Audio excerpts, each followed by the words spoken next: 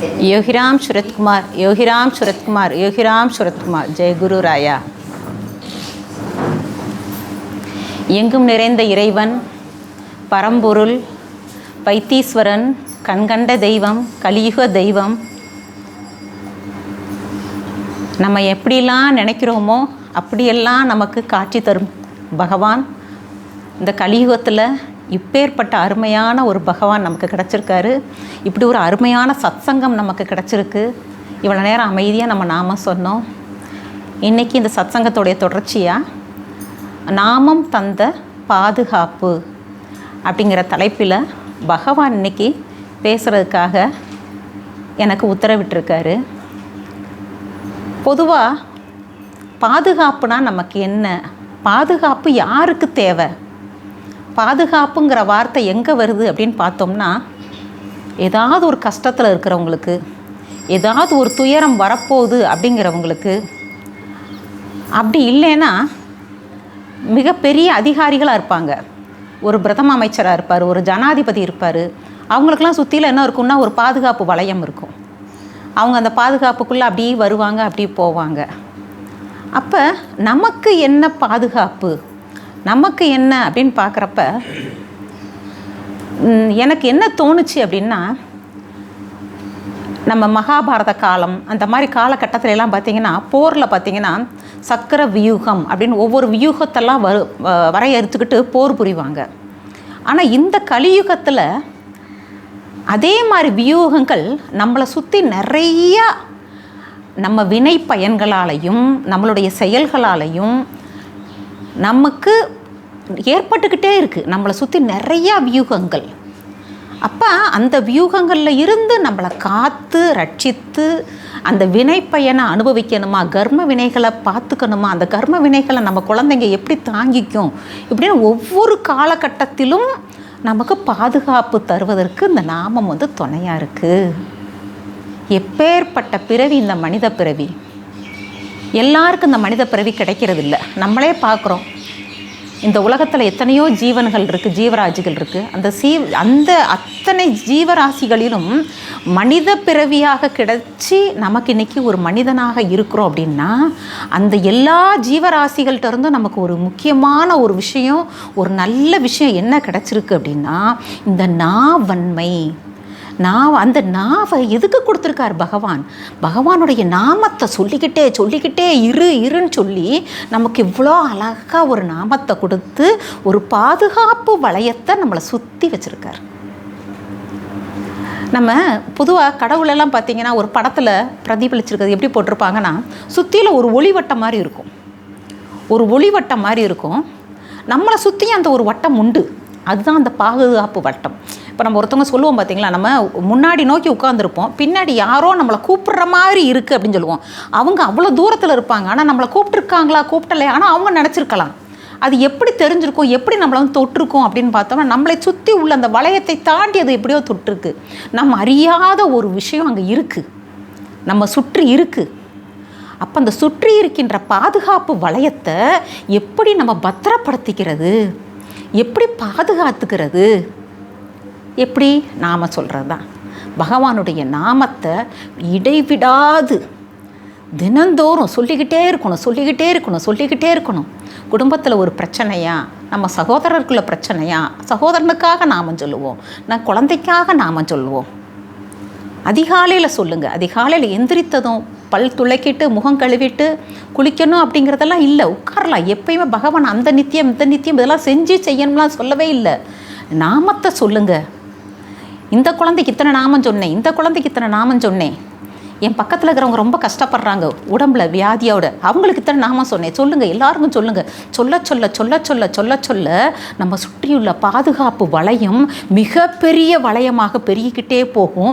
நமக்குள்ளே அது ஒரு பாதுகாப்பு அப்படியே கிடச்சிக்கிட்டே இருக்கும். நிறையா விஷயங்கள் நான் இந்த சத்சங்கத்தில் ஒரு 2 மாதத்துக்கு முன்னாடி பேசிட்டு போனது. 2 மாதத்துக்குள்ளே அவ்வளோ அனுபவங்கள், பகவானுடைய அனுபவம், எண்ணற்ற அனுபவங்கள் அப்படி கிடச்சிக்கிட்டு இருக்கு. கடந்த மே மாதம் நான் யோகா நம்ம திருவண்ணாமலைக்கு நம்மளுடைய ஆலயத்துக்கு போயிருந்தேன். அந்த மே மாதம் பார்த்திங்கன்னா எனக்கு ஒரு மார்ச் மாதம் பாதியிலிருந்து ஒரு விதமான உடம்பில் கொப்பளமாக வந்தது. ஏன் அப்படின்னு சொன்னால், நான் வந்து ஒரு விதமான சிகிச்சையிலிருந்து மாற்று சிகிச்சைக்கு மாறி இருந்தேன். அவங்க சொன்னது என்னன்னா, இப்படி வரத்தான் செய்யும், உங்கள் உடலில் இருக்கிற கெட்ட விஷயம்லாம் அது வழியாக வெளியேறிட்டிங்கன்னா நீங்கள் சுத்தப்படுத்தப்பட்ட ஒரு இதாக ஆயிடுவீங்க, உங்களுக்கு ஒன்றும் செய்யாது அப்படின்னு சொன்னாங்க. அப்போ நானும் கடவுள் மேலே நம்பிக்கை வச்சு, பகவான் மேலே நம்பிக்கை வச்சு அந்த இதுலேயே போய்கிட்டு இருக்கேன். அப்போ மே மாதம் நம்ம வந்து பகவானுடைய ஆசிரமத்துக்கு போகிறப்ப உடம்பில் பயங்கரமாக, அதுவும் இந்த காலு கீழே பார்த்திங்கன்னா அத்தனை இருந்துச்சு கொப்பளம்னா நீங்கள் ₹1 காயின் அளவுக்கு பெருசாக இருக்கும், உள்ளே நீர் கோர்த்து நிற்கும், அப்படி ஒரு வேதனையோடு இருப்பேன், எப்பயும் வேதனை. அப்போ அம்மாட்ட போகிறேன், தேவகி அம்மாட்ட, அம்மா இந்த மாதிரி இருக்குமா அப்படின்னு. அம்மா பார்த்துட்டு சொன்னாங்க, ஒரு மாற்று சிகிச்சை ஏதோ உன்னைய மாற்றிருக்குமா, நீ இன்னொரு ஏதாவது ஒரு டாக்டர்கிட்ட போய் ஒரு ஒப்பீனியன் கேட்டால் என்ன அப்படின்னு சொன்னாங்க. அப்படின்னு சொல்லிவிட்டு அம்மா என்ன சொன்னாங்கன்னா, உனக்கு அபிஷேக விபூதி தர்றேன், அந்த விபூதியை கொண்டு போய் 48 நாள் தொடர்ந்து டம்ளரில் தண்ணி வச்சுக்கோ, 3 சிட்டிகை அபிஷேக விபூதியை விட்டுட்டு விரலில் உள்ளே வச்சுட்டு நாமம் சொல்லு, அந்த நாம பலனை அந்த தண்ணியில் ஏற்றி தண்ணியை குடிச்சிட்டு வர கண்டிப்பாக உனக்கு ஏதாவது ஒரு மாறுதல் உடனடியாக தெரியும்னாங்க. அந்த தண்ணியை குடிக்க ஆரம்பித்த ஒரு 16 நாளில் அதிகமான காய்ச்சல், அதிகமான வலி, வேதனை முதுகில், என்னைக்கும் தெரியாது. முதுகில் 3 விதமான அந்த கட்டி வந்திருக்கு. முதுகில் நம்மளால் பார்க்க முடியாதனால நான் அதை வந்து ரொம்ப சீரியஸாக நினச்சிக்கல. ஆனால் அந்த நேரமும் அந்த வலிகளையும் நான் என்ன செய்வேன் அப்படின்னா, பகவான் நாமத்தை சொல்லி ஐ என்ஜாய்டு த பெயின். அந்த வலியை சந்தோஷமாக அனுபவிக்கத்தான் செஞ்சுக்கிட்டு இருந்தேன். ஆனால் ஒரு காலகட்டத்தில் அதிகமான காய்ச்சல், வேறு வலி இல்லை, அப்போ ஆஸ்பத்திரிக்கு போயே ஆகணுங்கிற சூழல். அப்போ நம்ம சிவகாசியில் குமாரவேல் ஐயாட்ட பேசுகிறேன், இந்த மாதிரி எனக்கு காய்ச்சல் குறையவே மாட்டேங்குது பகவானேன்னு சொல்லி. இங்கே வளர்மதி நாமம் சொல்கிறாங்க, கல்யாணி அக்கா நாமம் சொல்கிறாங்க, எல்லோரும் வந்து வீட்டுக்கு வந்து நாமம் சொல்கிறாங்க, எனக்கு காய்ச்சல் குறையாமல் இருக்கேன், பெட்லேயே இருக்கேன். அப்போ குமாரவேல் ஐயா சொன்னார் ஒரே வார்த்தை, நீங்கள் ஒரு சிகிச்சையில் போய்கிட்டு இருக்கீங்க, அந்த சிகிச்சையில் உங்களுக்கு குணம் ஆகலை, அதிகமாகுது அப்படின்னா கண்டிப்பாக சிகிச்சை முறையை மாற்றித்தான் ஆகணும், நீங்கள் வந்து வேறு விதமான சிகிச்சை அணுகுங்கன்னு சொல்லிட்டு அவங்க சில விஷயங்கள் சொல்லி கொடுத்தாங்க. உடனடியாக நாங்கள் ஆஸ்பத்திரிக்கு போனோம். ஆஸ்பத்திரியில் இமீடியட்டாக ஆப்ரேஷன் பண்ணணும் அப்படின்னு சொல்லிட்டாங்க. மிகப்பெரிய ஒரு வேதனையான காலகட்டம். அந்த வேதனையான காலகட்டம் எப்படின்னு சொன்னீங்கன்னா, ஜூலை முதல் நாளில் இருந்து ஆகஸ்ட் கடைசி வர ஒரு போராட்ட காலகட்டமாக எனக்கு அமைஞ்சது. முதுகில் மிக நீளமாக, அதாவது நம்ம சின்ன அடிஸ்கேல் வச்சுருப்போம்ல, சின்ன அடிஸ்கேல் நீளத்துக்கு அவ்வளோ பெரிய ஒரு புண். அந்த ஆப்ரேஷன் இது வந்து 6 மாத காலமாகும் இது உங்களுக்கு குணமாக. அதுவரை நீங்கள் வந்து ரெஸ்ட்டில் இருக்கணும், டெய்லி வந்து ட்ரெஸ்ஸிங் பண்ணணும். அந்த ட்ரெஸ்ஸிங் பண்ண போகிறதுல ஒரு மிகப்பெரிய கொடூரம் என்ன இருக்குன்னா, போய் நம்ம குப்புரடிக்க படுத்துறணும், அந்த புண்ணுக்குள்ளே ஹைட்ரஜன் பெராக்சைடுன்னு ஒன்று ஊற்றுவாங்க. ஊற்றினோடனே திகுன்னு எரியும். நான் போய் படுத்தோடனே என்ன தெரியுமாங்க செய்வேன், அந்த கட்டில் கால் இருக்குது பார்த்தீங்களா, கட்டில் கம்பி இருக்குது பார்த்தீங்களா, கம்பியை பிடிச்சிட்டு நம்ம திருவண்ணாமலை சாட்சாத் பகவான் அப்படியே சிலாமூர்த்தி ரூபத்தில் இருக்கிற அந்த காலை கட்டியாக பிடிச்சிக்கிட்டேன், பகவானே யோகிராமா யோகிராமா யோகிராமா, இதை தவிர வேறு எதுவுமே நான் சொல்லலை. எவ்வளவோ நாளாகும், என்னமோ செய்யும், அப்படி இப்படின்னாங்க. மிக விரைவில் அவ்வளோ அழகாக குணமாகிட்டு வந்தேன். 2 மாதங்கள் தான். ஆகஸ்ட் மாதம் கடைசியில் நல்ல ஒரு ஈவனிங், உங்களுக்கு ட்ரெஸ்ஸிங்கே தேவையில்லைன்னு சொல்கிற அளவுக்கு எனக்கு பகவான் வந்து என்னை குணமாக்கி கொடுத்துட்டார். 6 மாத காலம் ஆகும்னு சொன்னதை 60 நாளில் அவ்வளோ அழகாக பகவான் வந்து என்னைய, ஆனால் அது வந்து ஒரு வினை பயன், நீ அனுபவிக்க வேண்டிய வினைப்பயன். அதான் அதையும் பகவானுடைய துணையோட, பகவானுடைய நாம பலத்தோட நான் என்ன சொல்கிறேன் பார்த்தீங்களா, என்ஜாய்டு த பெயின். அது தவக்காலம் எனக்கு. அப்போ காலேஜுக்கு லீவு, வீட்டில் அமைதியாக இருக்கும், வீட்டில் யாருமே இல்லை.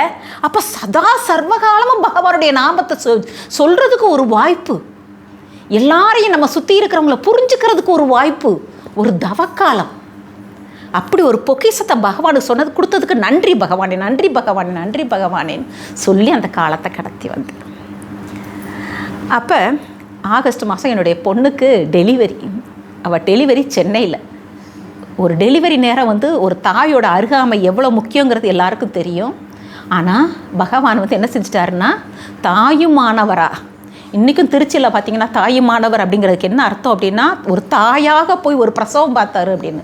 எனக்கு என்னுடைய பகவான், நம்முடைய பகவான் யோகிராம் சுரத்குமார் அழகாக என்னுடைய பொண்ணுக்கு, நான் போகலை, அவளுடைய சகோதரி தான் என்னுடைய மூத்த பெண்ணு, அவளே ஒரு தாயாக இருந்து அவளுக்கு என்ன செய்யணுமோ அவ்வளவும் செஞ்சு கொடுத்து பகவான் அந்த ஒரு சக்தியை, அந்த ஒரு அருளை அவங்களுக்கு அழகுனாங்க.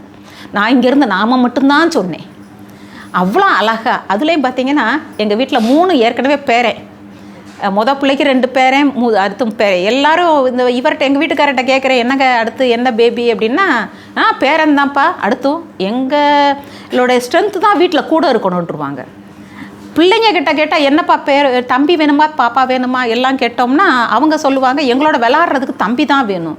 எனக்கு ஆனால் மனசுக்குள்ளே ஒரு ஆசை, ஒரு குட்டி தேவதை நம்ம வீட்டுக்கு வந்தால் என்ன நல்லா இருக்குமே, நல்லா இருக்குமே, ஒரு பொண்ணு வந்தால் வீட்டுக்கு வந்தால் நிறைஞ்சிருக்குமே அப்படின்னு. அப்போ ஒரே ஒரு தடவை சொன்னேன், என்னென்ன சொல்கிறேன், நாங்கள்லாம் பாய் தான் வேணும் கேட்டிருக்கோம். சரி நீங்கள் போங்க, நான் எங்கள் பகவான்கிட்ட கேட்டுக்கிறேன். பகவான்கிட்ட, அப்பா எனக்கு ஒரு ஆசை, நல்லபடியான குழந்தை பிறக்கட்டும்ப்பா நினச்சி. பகவான் வந்து எந்த விதமான கோரிக்கையாக இருந்தாலும் சரி, தன்னுடைய குழந்தைகளுடைய கோரிக்கை நியாயமானதாக இருந்தால் உடனே செவிசாய்ப்பார், கை நிறைய கொடுப்பார். அழகான குட்டி தேவதை. நான் அங்கே போகலை, ஆனால் அழகாக பகவான் கொடுத்தாரு. அதுவும் கடவுளுடைய கருணாமூர்த்தி அவர். அல்ல குறையாத ஒரு பெட்டகம் போல் நமக்கு அப்படியே அள்ளி வழங்குற, வாரி வழங்குகின்ற வள்ளல். இது முடிந்த காலகட்டத்தில் அடுத்து என்னென்னா, இன்னொரு மிகப்பெரிய விஷயம் என்னுடைய வாழ்க்கையில் நடந்தது. சமீப காலத்தில் நடந்தது. தீபாவளி வருதுன்னொடனே பிள்ளைங்க, அம்மா நீங்களும் ரெஸ்ட்டாக இருங்க, நாங்களும் ரெஸ்ட்டாக இருக்கோம், நாங்கள் யாரும் அங்கே வரல, நீங்கள் வீட்டில் நீங்கள் தீபாவளியை கொண்டாடிக்கோங்கன்னு சொல்லிட்டாங்க. இவரும் ஓகே அப்படின்ட்டு பேசாமல் இருந்துட்டோம். நாங்களும் அங்கே டிக்கெட் போடலாம் செய்யலை. பார்த்தா தீபாவளி அன்னைக்கு ஐயப்பன் கோயில் திறக்குது அப்படின்னு சொல்லி, சன்னிதானம் திறக்குதுன்னு சொல்லிட்டு ஒரு தகவல் தெரியுது. இவர் உடனே வந்து சொல்கிறாரு, எப்போ நான் ஐயப்பன் கோயில் போகிறேன். ஆக்சுவலாக இவர் வந்து எங்கள் வீட்டில் வந்து, என்னுடைய கணவர் வந்து கிட்டத்தட்ட ஒரு 35 வருஷ காலமாக ஐயப்பன் கோயிலுக்கு ரெகுலராக போகிறவங்க. அதனால் எப்போனாலும் நினச்சா போவாங்க வருவாங்க. அது மாதிரி தான் இந்த தடவையும் சொல்கிறாங்க, தீபாவளி அன்றைக்கி ஐயப்பன் கோயில் நட திறக்குதுப்பா, நான் போகிறேன் விரதம் அப்படின்ட்டாங்க. ஓ சரி போடுங்க. அப்போ டிக்கெட்லாம் ட்ரெயினில் டிக்கெட் போட்டார், எல்லாம் செஞ்சார். ஒரு வாரத்துக்கு முன்னாடி என்கிட்ட கேட்குறாங்க, ஏன்பா ஐயப்பன் கோயிலுக்கு நான் போகிறேன்னு முடிவாயிருச்சு, பிள்ளைகளும் யாரும் இல்லை, நீயும் தனியாக வீட்டில் இருப்ப, நீ என் கூட வர்றியா? ஐயப்பன் கோயிலுக்கு நீ கூட வர முடியாது, ஆனால் என்ன பண்ணலாம், ஆரியங்காவு, குளத்துப்புழை, பகவான் எங்கெங்கே பிறந்தார், எங்கே வளர்ந்தார், அந்த எல்லா இடத்துக்கும் நான் உனக்கு கூப்பிட்டு போகிறேன். அதுக்கப்புறம் என்ன செய்வேன், பம்பையில் உடைய உட்கார வச்சுருவேன். பம்பை ஆற்றங்கரையில் நீ இரு, அங்கே இருக்கிற, அது திருச்செந்தூர் மாதிரி இருக்கும் உனக்கு, எல்லாரையும் போகிற வர்றவங்களெல்லாம் வேடிக்கை பார்த்துக்கிட்டு நீ இருக்கலாம். நான் வந்து மேலே மலைக்கு போயிட்டு வந்து உன்னைய கூட்டு வந்துடுவேன், அதுவரை நீ அங்கே இருக்கலாமாம். எனக்கு வேடிக்கை பார்க்க ரொம்ப பிடிக்கும். அவங்க யார் போகிறா வர, சரி நான் சந்தோஷமாக இவ்வளோ தூரம் போகிறவங்கள நம்ம கூட போயிடுவோம்னு சொல்லி சரின்னு சொல்லிட்டேன். அதுவும் பகவானுடைய செயல் தான். எல்லாமே நம்ம சரின்னு சொல்லலை, பகவான் சரின்னு சொல்ல வச்சுட்டாரு. சரின்னு சொல்லி அப்போ ட்ரெயினில் டிக்கெட்டு போடுறப்ப இவருக்கு ஒரு இடமா அமைஞ்சிருச்சு, எனக்கு ஒரு 2 கோச்சு தள்ளி தான் எனக்கு டிக்கெட் கிடச்சது. தனியாக போட்டதுனால எனக்கு ட்ரெயினில் ஏறுறப்போ ஒரு பயம். ஏன்னா விடிய காலில் ஒரு ஏர்லி மார்னிங் வந்து ட்ரெயின் இறங்கும், நம்ம ஒரு இடத்துல இருப்போம், இவர் ஒரு இடத்துல இருப்பார், தூங்கிடுவோமோ செஞ்சுருவோமோ, எப்படி இறங்க போகிறோம் அப்படின்னு ஒரு பயம். அப்போ இவங்க என்ன சொன்னாங்கன்னா, என்னுடைய இடத்துல தான் லக்கேஜ் எல்லாம் வைக்கணும், அதனால் நம்ம ஏறி என்னுடைய பிளேஸில் எல்லாமே செட் பண்ணி டிடிஆர் செக் பண்ணதுக்கப்புறம் உடைய கொண்டு உன்னுடைய இடத்துல வந்து படுக்க வச்சிட்றேன், நீ தூங்கு, நான் காலையில் வந்து எழுப்ப வந்துடுறேன். நாங்கள் சரி அப்படின்ட்டு டிடிஆர் ஏறுறப்ப டிடிஆர் என்னங்க அப்படின்னா, இந்த மாதிரி இந்த கோச்சில் இருந்தால் பஸ் இவங்க ஏறுறாங்க, இவங்களுக்கு அந்த கோச்சு அப்படின்னு. ஏங்க உங்களுக்கு மேலே உள்ள சீட்டே காலியாக தான் இருக்குது, அதில் ஆள் வரலை, நீங்கள் இங்கேயே தங்கிக்கலாம் அப்படின்ட்டாங்க. ஐயோ பகவானே, நான் கேட்கவே இல்லை, எவ்வளோ அழகாக நடத்தி கொடுக்குறாங்க பகவானே, நன்றி பகவானே அப்படின்ட்டு ஏறி தான் உட்காந்தோம். அங்கே போனோம். நாள் ஃபுல்லாக எல்லா இடமும் சுற்றி காமிச்சாங்க. ஆரியங்காவு, குளத்துப்புழை, இப்படி எல்லா இடமும் பக்கத்தில் நிறையா இடத்துக்கு கூட்டு போனாங்க, செஞ்சாங்க. கடைசி பம்பைக்கு வந்தாச்சு. பம்பையில் வந்து உட்கார வச்சுட்டு அவர் மட்டும் இருமுடியோடு மேலே ஏற போகிறவர். அப்போ வேமா போய், ஆனால் கூட்டமே இல்லை. அப்போ போலீஸ்கிட்ட போய் கேட்குறாங்க, என்னோடய மனைவி வந்திருக்காங்க, இவங்களாம் மேலே நான் கூட்டு போகலாமா அப்படின்னு. இவருக்கு வந்து என்னை விட்டுட்டு போகிறதுல மனசு இல்லைங்கிறது எனக்கு அப்போ தான் தெரியுது. அதுவரை நான் அதை யோசிக்கவே இல்லை. அப்போ உடனே அவர் சொன்னார், தாராளமாக கூப்பிட்டு போகலாம் அப்படின்னு. எனக்கு மாடிப்படி ஏறுறது கூட கஷ்டமான விஷயமாக, ஏன்னா முதுகில் இருக்குது. அப்போ அந்த மாதிரி சூழல். உடனே இந்த டோலின்னு சொல்லுவாங்க, நம்ம இதே போல் சேர் மாதிரி இருக்கும், அதில் உட்கார வச்சுருவாங்க, கட்டை கீழே இருக்கும், 4 பேர் தூக்கிட்டு போவாங்க நம்மளை. அந்த மாதிரி இதை வேகமாக போய் பார்க்குறாரு. அதுவும் கரெக்டாக 2 டோலி தான் இருக்குது. அப்போ 2 டோலி இருக்குதுன்னு சொன்ன உடனே, அப்போ நானும் உன் கூடயே சேர்ந்து வந்துட்டா உனக்கு கரெக்டாக எங்கே இறங்க, ஏன்னா அவங்க பாட்டுக்கு எங்கேயாவது இறக்கி நான் எங்கேயாவது போய் நின்னா கஷ்டப்பாக இருக்குன்னு சொல்லிட்டு 2 பேருக்கும் ஆளுக்கு ஒரு டோலியை புக் பண்ணி உடனடியாக, எனக்கு நினைக்கவே இல்லைங்க, பகவான் எப்படி அருள் புரிகிறாருன்னு பாருங்கள். அந்த 30 வருஷ காலமும் இவரோட சேர்ந்து நான் இருந்த விரதம் இருந்த மகிமையா, அல்லது என்னுடைய தகப்பனான இந்த யோகிராம் சுரத்குமார் நமக்கு என்ன அருள் புரிஞ்சார், எனக்கு ஒன்றுமே புரியல. அப்போ அந்த இடத்துல வேகமாக எனக்கு இருமுடி கட்டுறாங்க. நான் இருமுடி தலையில் தூக்கி வச்சுட்டு அந்த இதில் உட்காந்துருக்கேன். பகவானே பகவானே யோகிராமா யோகிராமான்னு சொல்லிக்கிட்டே வரேன். யோகிராம் சுரத்குமார் யோகிராம். அந்த டோலியில் ஏறுறப்ப, ஐயோ நம்மளை தூக்கிட்டு போகிறாங்களே, இவங்களுக்கு முதுகு வலிக்காமல் இருக்கணுமே, இவங்க நம்மளை தூக்குறாங்களே, அது வேறு கஷ்டமாக இருக்குது. அப்புறமா சரி ஏதோ ஒன்று நடக்குது, நம்ம கையில் எதுவுமே இல்லை, இது ஒரு காந்த மலைங்கிறாங்க, கந்தக மலைங்கிறாங்க, ஏதோ ஒன்று நம்மளை நடத்தி கூட்டு போய்கிட்டு இருக்கு பகவான்கிட்ட அப்படின்ட்டு அமைதியாக இருந்தேன். அப்புறம் மேலே போய் டோலி இறக்குனது எங்களுக்கு கூலி கொடுத்துருங்க, திருப்பி வந்து ஏறிக்கோங்கன்னு சொல்லிட்டாங்க. சரி, நான் நேரம் அவங்ககிட்ட கூலியெல்லாம் ஒப்படைச்சிட்டு அதுக்கப்புறம் கொஞ்சம் தூரம் உள்ள நம்மளாம் நடக்கிற மாதிரி இருந்தது, நடந்து வர்றேன். அப்போ இவர்கிட்ட ஒவ்வொன்றையா சொல்லிக்கிட்டே வர்றேன். ஓ இதான் நாங்கள், இதான் சபரிபீடமா, இதான் அதுவா, அப்படி இப்படின்னு சொல்லிட்டு 18 படியை பார்த்தேனா, பகவானே ஹரி ராமா கிருஷ்ணா கோவிந்தா அப்படி புலம்புறேன். பகவானே பகவானே பகவானே. அந்த 18 படியை பார்த்தது அப்படி ஒரு சந்தோஷம். அப்போ இவர்கிட்ட சொல்கிறேன், எனக்கு 4 பிரார்த்தனை இருக்குது, 4 பிரார்த்தனையை நினச்சிக்கிட்டே இந்த படி ஏறுவேன் பாருங்கள் அப்படின்னு. அப்படியா, சரி அங்கே வந்து பாரு அப்படின்னு ஒரே வார்த்தையில் சொல்லி முடிச்சிட்டாங்க. அப்போ மீதி நேரம்லாம் பார்த்துருப்பீங்க, ரொம்ப கூட்டம் இருக்கும். நாங்கள் போன நேரம் வந்து அன்றைக்கி அந்த பந்த ராஜாவுக்கு பிறந்த நாளாம், அதுக்காக திறந்துருக்காங்க. அதனால் கூட்டம் என்பது ரொம்ப இல்லை. நீ ஏறு, நான் பின்னாடி ஏறுறேன்னாரு. அதெல்லாம் கிடையாது, நீங்கள் முன்னாடி ஏறிடுங்க, நான் அப்புறம் தனியாக ஏறுவேன் அப்படின்னு சொன்னேன். சொல்லிவிட்டு யார் என்ன நினைக்கிறாங்க எனக்கு எந்த நினைவும் இல்லை. யோகிராம் சுரத்குமார் யோகிராம் சுரத்குமார் யோகிராம் சுரத்குமார் கத்துறேன். கத்திக்கிட்டே மொதப்படியை தொட்டு இப்படி கண்ணில் வச்சுட்டு ஏறினதான். எனக்கு ஒன்றுமே தெரில, 4 பிரார்த்தனையும் மறந்து போச்சு, எதுவுமே என் கையில் இல்லை. யோகிராமா யோகிராமா யோகிராமான்னு கத்திக்கிட்டே மேலே ஏறி போய் நிற்கிறேன். அங்கே போனால் பார்த்தீங்கன்னா மேலே ஏறினா நல்ல மேலே சத்தம். அங்கே ஏதோ அபிஷேகமோ ஏதோ ஒன்று ஆராதனை நடந்துக்கிட்டு இருக்கு. ஆகா உள்ளே போயிட மாட்டோமா அப்படின்னா சுற்றி போகணும் அப்படிங்கிறாங்க. கடவுள் அங்கேயும் பகவான் பாருங்கள். வேகமாக போய் நின்னதும் ஒருத்தர் வந்து ஏதோ விஐபி வர்றாங்கன்னு வேகமாக ஒரு கதவை திறந்தாங்க. டபக்குன்னு அவங்களோட சேர்ந்து நாங்களும் உள்ளே நுழைஞ்சிட்டோம். உள்ளே போனால் எப்போ இவர் சொல்கிறார், இத்தனை வருட காலம் நான் போயிருக்கேன், ஐயப்பனுக்கு எப்பயுமே நெய்யபிஷேகம் நடந்துக்கிட்டு இருக்கும், அதனால என்ன இருக்கும்னா தீபாராதனை காட்ட மாட்டாங்க எப்பயும். இன்றைக்கி என்னன்னு தெரியலையே, தீபாராதனை நடந்துக்கிட்டு இருக்கே. இது எல்லாமே அந்த ராஜாவுக்கு பிறந்த நாளுங்கிறதுக்காக விஷயங்கள் நடந்துக்கிட்டு இருக்கு. அப்போ போனால் முன்னாடி நிறைய பேர் இருக்காங்க, நமக்கு தெரியலை, பகவானே தெரியலை. அப்போ அங்கே ஒரு நம்ம யோகிராம் சுரத்குமாரா அவரே சொல்கிறாரு, அம்மா அங்கே பார்க்காத, இப்படி திரும்பிக்கோ, கண்ணாடியை பாரு அப்படின்னாரு. கண்ணாடியை பார்த்தா அப்படி ஒரு தபஸ்வி கோலத்தில் குட்டி ஐயப்பன் அப்படி கண்ணுக்கு நிறைஞ்சு யோகிராம் சுரத்குமார் யோகிராம் சுரத்குமார். திருப்பி என்னையே அறியாமல் அப்படி ஒரு கண்ணிலேருந்து கண்ணீர் வருது, மாலை மாலையாக வருது, தாங்க முடியலைங்க. வந்து ஒரு 10 நாள் என் கண்ணுக்குள்ளே அந்த சொரூபம் திருப்பி திருப்பி திருப்பி திருப்பி வந்துக்கிட்டே இருக்கு. அப்படியே அழகாக ரசித்து அவ்வளோ அழகாக பகவானை பார்த்துட்டு வெளியில் வர்றோம். வெளியில் வந்தோடனே பகவானுக்கு படைச்ச பிரசாதம் கொடுக்குறாங்க. நான் இத்தனை நாள் வரை இது வாங்கினது இல்லைப்பா, இன்றைக்கி தான் நான் வாங்குறேன் அப்படின்னு இவர் சொல்கிறாரு. ஒன்றொன்னா சொல்கிறாரு.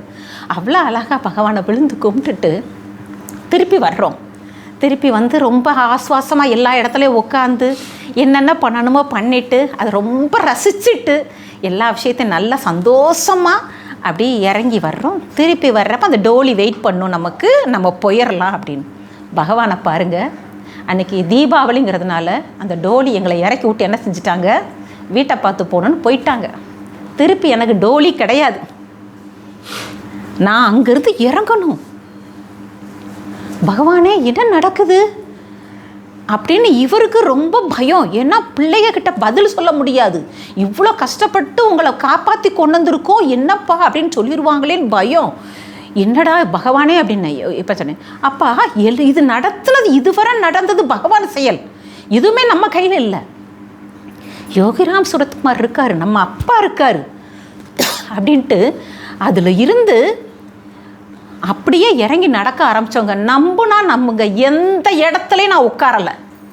இவருடைய தோலை பிடிச்சிக்கிட்டு இவர் யோகிராம் சுரத்குமார் சொல்லுவார்மா, நாமம் சொல்லுவார், நான் உள்வாங்கி நான் சொல்லுவேன். மாறி மாறி மாறி 2 பேரும் நாம சொல்லி நாமத்திலேயே மலை முழுக்க இறங்கி வந்து அவ்வளோ அழகாக 1.25 மணி நேரம் தான் கீழே இறங்கி வந்து நிற்கிறோம் பம்பையில். பகவானுடைய அருளை பார்த்தீங்களா? எப்படி ஒரு பாதுகாப்பு வளையம். எந்த வினைப்பயனும் என்னை அண்டாது, எதுவுமே அண்டாது இல்லைங்களா? அதாவது நம்மளுடைய இந்து மதத்தில் சொல்கிறாங்க 4 வழி இருக்கின்றது அப்படின்னு சொல்லி. அதாவது கடவுளை அடைகிறதுக்கு 4 விதமான பாதை, 4 வழி பாதை அப்படின்னு சொல்கிறாங்க. சர்ப்புத்திர மார்க்கம்னு ஒரு மார்க்கம் சொல்கிறாங்க. சர்ப்புத்திர மார்க்கம் அப்படிங்கிறது என்னென்னா, ஒரு அப்பா பிள்ளை அவங்களுக்கு என்ன உறவு இருக்குமோ அதே போல் திருஞான சம்பந்தர், இதை நம்ம எடுத்துக்காட்டுக்கு எடுத்துக்கலாம். திருஞான சம்பந்தருக்கு அப்படியே தாய் தகப்பனாகவே அந்த இறைவனும் இறைவியும் தோன்றி முளைப்பால் அருந்தியவர் தான் நம்ம திருஞான சம்பந்தர் அப்படின்னு. அடுத்து பார்த்திங்கன்னா இது ஒரு வழி, சர்ப்புத்திர மார்க்கம் அப்படிங்கிற மார்க்கம். அடுத்து 2வது பார்த்திங்கன்னா நம்ம திருநாவுக்கரசர், என் கடன் பணி செய்து கிடப்பதே அப்படின்னு சொல்லிட்டு தொண்டர் பெருமானாக அவர் பார்த்தவர் வந்து நமக்கு அப்பர் என்கின்ற திருநாவுக்கரசர். அடுத்து பார்த்திங்கன்னா மாணிக்க வாசகர் பார்த்திங்கன்னா நமக்கு சன்மார்க்கத்தில் வர்ற அந்த ஒரு, அதாவது தோழராக இறைவனே ஒரு நண்பனாக பார்த்தவர். அடுத்து குரு சீடன் அப்படிங்கிற ஒரு 4 விதமான மார்க்கங்கள் இருக்குது. இந்த 4 மார்க்கங்களையும் நமக்கு ஒரே மார்க்கமாக தாய் தந்தையாக, தோழனாக, தொண்டனாக, குருவாக, குருவுடைய கருணை மட்டும் நமக்கு கிடச்சிட்டாவே போதும். அவருடைய அருள் பார்வை நம்ம மேலே கிடச்சிருச்சா தலை மேலே தூக்கி வச்சு கொண்டாடுவார் பகவான். உனக்கு என்ன வேணும் என்ன வேணும் அல்ல குறையாமல். அவருடைய தேவை நம்ம நாமம் சொல்கிறது மட்டுமே, நாமத்தை மட்டும் சொல்லிக்கிட்டு இருந்தாலே போதும். நமக்கு என்னென்ன தேவைகளோ அது அப்பப்போ நிறைவேற்றி கொடுக்கறதுல பகவானை மாதிரி ஒரு கருணை கடல் வந்து எதுவுமே கிடையாது. எந்த இடத்துக்கு போகும்போதையும் நமக்கு முன்னாடி போய் பகவான் நிற்கிறாருங்க. அடுத்து நாங்கள் சென்னையிலேருந்து மங்களூர் போகிற ஒரு ட்ரெயினில் போகிறோம். அப்போ அந்த ட்ரெயினில் வந்து எப்படின்னு சொன்னோம்னா, முழுக்க கண்ணாடியாக இருக்கும் அந்த ஒரு கோச் மட்டும். அந்த விஸ்டம் கோச்சுன்னு சொல்லிட்டு அதில் இவருக்கு என்னை கூட்டு போகணுன்ட்டு அந்த ட்ரெயினில் கூட்டு போகிறாரு. அந்த ட்ரெயினில் எப்படின்னு சொன்னால் முழுக்க அது பக்கத்தில் அருவிகள் இருக்கும், மலை இருக்கும், நிறையா இருக்கும். அந்த மாதிரி அதை தாண்டி போகிற மாதிரி இருக்கும். ஸோ அப்போ நாங்கள் அதில் கஷ்டப்பட்டு இவர் எனக்காக டிக்கெட் வாங்கிட்டார், ஏறிட்டோம், உட்காந்துட்டு பார்க்குறோம் இந்த 2 கண்ணாடியும் ஜாயிண்ட் ஆகும் பார்த்தீங்களா, அந்த இடம் எனக்கு அமைஞ்சிருச்சு. அப்போ இவருக்கு ஒரே வருத்தம், ஐயோ நம்ம வந்து இவளை வந்து கண்ணாடியில் நல்லா காமிச்சு கூட்டு போகணும்னு நினச்சி கூட்டு போகிறோம், இது என்னடா இப்படி நடுவில் அந்த பில்லர் மாதிரி இருக்கிறது நம்ம பக்கத்தில் வந்துருச்சே அப்படின்னு சொல்லிட்டு. அப்பா இருக்கட்டும் பகவான் இருக்கார், பார்த்துக்குவார், அவருக்கு தெரியும் நமக்கு என்ன கொடுக்கணும்னு, அமைதியாக இருங்க அப்படின்னு சொல்லிட்டு உட்காந்துருக்கேன். கொஞ்ச நேரம் இன்னொருத்தர் வேகமாக வர்றாரு, என்னுடைய பொண்ணும் என்னுடைய மனைவியும் அந்த கோச்சில் இருக்காங்க, தயவுசெய்து இந்த பிளேஸை எங்களுக்கு கொடுத்துட்டு நீங்கள் அங்கே மாறிக்கிறீங்களா அப்படின்னு. அங்கே போனால் ஃபுல் கண்ணாடி எங்களுக்கு தான். அப்படி ஜம்முன்னு உட்காந்து, அதாவது பகவான் வந்து என்ன தேவை உனக்கு, எப்போ தரணும், எப்படி தரணும் எல்லாம் தெரியும். அவருடைய அனுக்கிரகமான அந்த பார்வை மட்டும் நம்ம மேலே பட்டா போதும். ஸ்ரீ முரளிதர சுவாமிஜி சொல்கிறாரு, என்ன சொல்வார் அப்படின்னா, நம்பிக்கையோட நாமத்தை சொல்லுங்கள். நம்பிக்கை வேணும். அந்த நம்பிக்கை, அதாவது நம்பிக்கையோடு எப்படி சொல்லணுமா நாமத்தை, சும்மா சொல்லணும், கையை தட்டி கண்ணை மூடி பகவானுடைய நாமத்தை எப்போ பாரு சொல்லு அப்படின்னு. அந்த நம்பிக்கைங்கிறதுலேயே ஒரு கை இருக்குது. உன்னுடைய கையையும் சேர்த்து கொண்டு தட்டி தட்டி தட்டி தட்டி கண்ணை மூடிட்டு மெய் மறந்து பகவானுடைய நாமத்தை எவ்வளோக்கு எவ்வளோ சொல்கிறோமோ அவ்வளோக்கு எவ்வளவு நமக்கு நெருங்கி பகவான் வருவார் அப்படின்னு சொல்லிட்டு. அதே போல் ராமகிருஷ்ண பரமஹம்சர் அவர் சொல்கிறாரு, கையை தட்டி நாமம் சொல்ல சொல்ல உன் உடம்பில் உள்ள பாவமெல்லாம் பொடி பொடியாகி போய்விடும் அப்படின்னு சொல்லிட்டு இவ்வளோ பேர் நமக்கு அழகாக பாதை காமிச்சிருக்காங்க. நம்ம என்ன சொல்லணும்? நாமத்தை மட்டும் இடைவிடாது சொல்லணும். இடைவிடாது நம்மளுடைய உடம்பில் இருக்கிற இரத்த நாளங்கள் நரம்புகள் எல்லாமே அதாக இருக்கணும். சர்வ காலமும் காலையில் எந்திரிச்சதுறது எப்போ எந்த ஒரு செயலை செய்யும் பொழுதும் செய்கிறப்ப பகவானை இது உனக்காக செய்கிறேன், பகவானை உங்களுக்காக இதை நான் செய்கிறேன், பகவானை உங்களுக்காக இருக்கேன், நீங்கள் என் கூட இருக்கீங்க, என்ன நடக்கின்றதோ அதுவும் பகவானுடைய செயல், அதையும் ஏற்றுக்கொள்வோம், தயாராக இருப்போம். நம்ம வினை பயன் அனுபவிக்கணும் இருந்தால் அதை அனுபவிப்போம், ஆனால் அது கடவுளுடைய துணையை கொண்டு அனுபவிப்போம் அப்படின்னு சொல்லி, நாமமே பாதுகாப்பு, நாமமே மகிமை, நமக்கு அது ஒரு சத்குருவுடைய வரப்பிரசாதம், நமக்கு கிடைச்சிருக்கிற ஒரு பொக்கிஷம் அப்படின்னு சொல்லி, குருபாதம் தந்தை தாயும் நீ, என்னுயிர் துணையும் நீ, சஞ்சலம் அது தீர்க்க வந்த தேசிக வடிவும் நீ. அப்படி ஒரு மிகப்பெரிய ஒரு பகவான் நமக்கு சத்குருவாக கிடைச்சதுக்கு என்றென்றும் நன்றியுடன் நாமம் கூறிக்கொண்டே இருப்போம் என்று கூறி, யோகிராம் சுரத்குமார் ஜெயகுரு ராயா என்று வணங்கி விடைபெறுகிறேன். நன்றி, வணக்கம்.